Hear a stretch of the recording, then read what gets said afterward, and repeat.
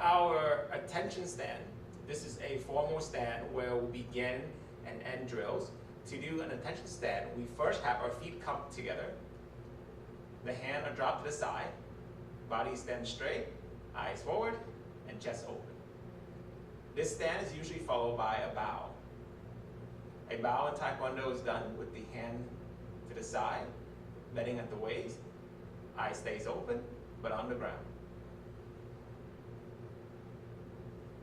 A bow should be a deliberate, clean, slow movement.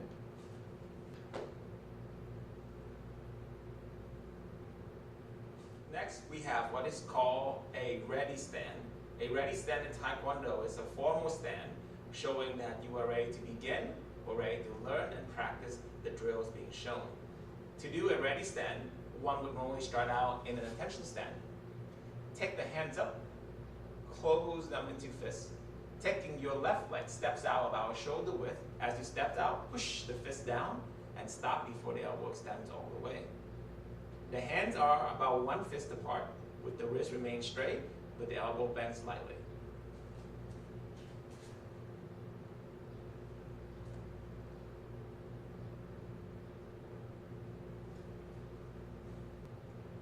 Next, we have what is called a guard stand or a sparring stand.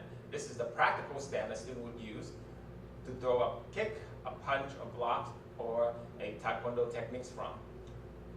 First, we bring our hands up. We make our fist and then step back the right foot and turn the body sideways. Now, in Taekwondo classes, we typically step back with the right foot for most of our drills. However, when it comes to free sparring or self-defense drill or skill, one can go left first or right first. From a side angle, a guard or a sparring stand will look like this. Left in front is called left sparring stand or left guard. Right in front is called a right sparring stand or a right guard. With the guard or sparring stand, there are a few things you want to keep in mind. First, the feet should be wide, roughly between 1 to 2 shoulders apart depending on your height and your build. The knees are bent, the toe points slightly forward, the hand stays up. Now, depending on the technique or the intention that you're trying to do with your skills, you can either have a middle hand position, a low hand position, or a high hand position.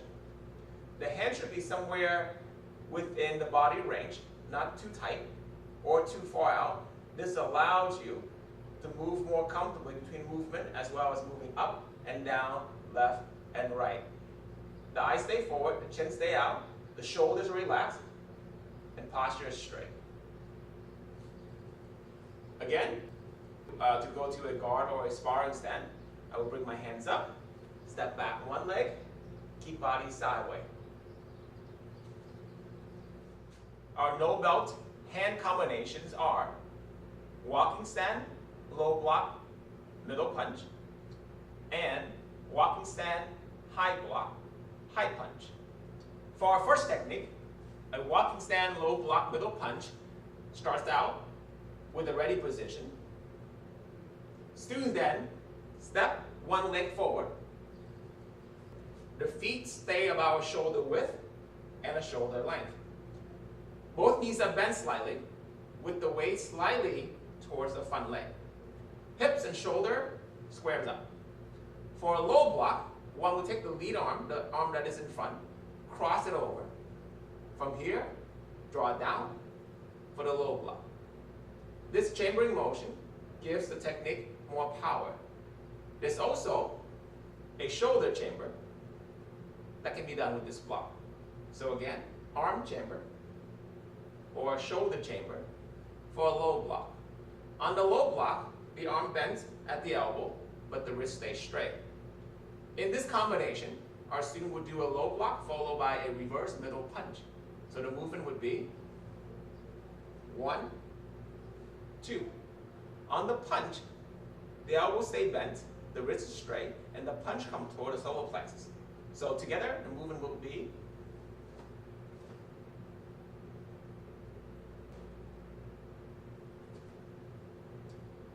The second combination for our no bell student would be a walking stand, high block, reverse high punch. For this combination, again, set your walking stand, take the lead hand, chamber underneath, draw up for a high block.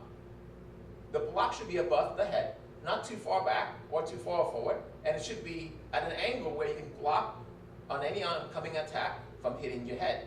So the block starts here, finish here, and the strike is a high punch. A high punch is someone your own height, face level.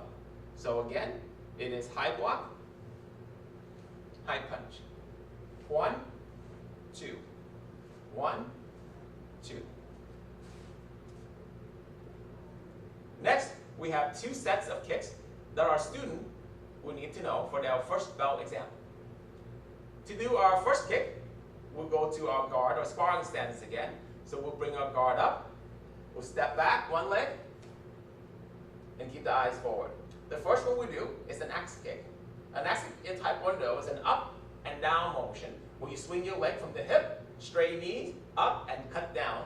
You can cut down with the heel of the foot or the whole foot itself by pointing the toes forward. Traditionally, the heel is preferred, and for sparring, the whole foot or toe is preferred. So here is an axe kick.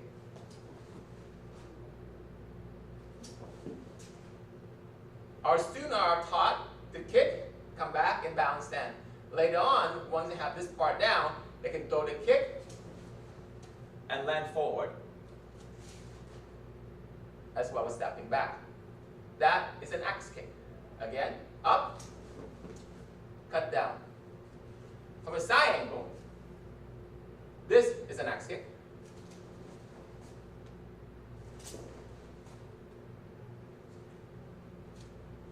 The next kick is an into-out axe kick. The strike itself is still a downward motion, but now, instead of coming up straight, I'm going to clear, then come down, cutting a circular motion from the inside of the body to the outside. Then pull back. From this angle, an into-out.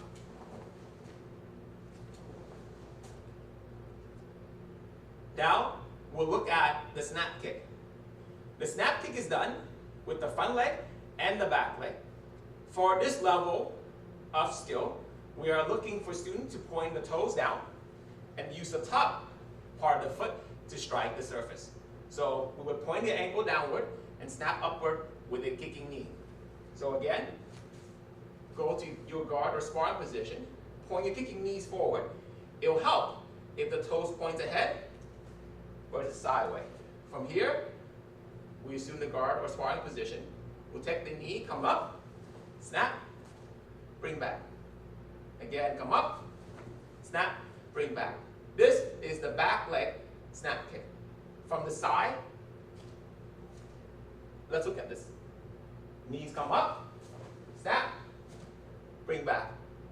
One more time, knee comes up, snap, come back. Now, let's look at the front leg snap kick. Same concept with the knee and the toes, however, we use the front leg. So in my guard or sparring position, with my target being here, I'll bring my knee up, snap, put it back down. Again, bring the knee up, snap, put it back down. One more from this angle. For the horseback riding stand, or horse stand for short, we first want to plant our feet about 2 to 3 shoulders apart. Have the toes point to the same directions. Both knees are bent so that we can sink our way down to the center. Also, the heel will be on one line and the hips will be sitting on that line. We keep the chest and shoulder open and we keep the weight down. This stand is strong from either side. From front and back, it is not very balanced, however. It is designed for side-to-side balance. At an angle, this is what a horse stand would look like.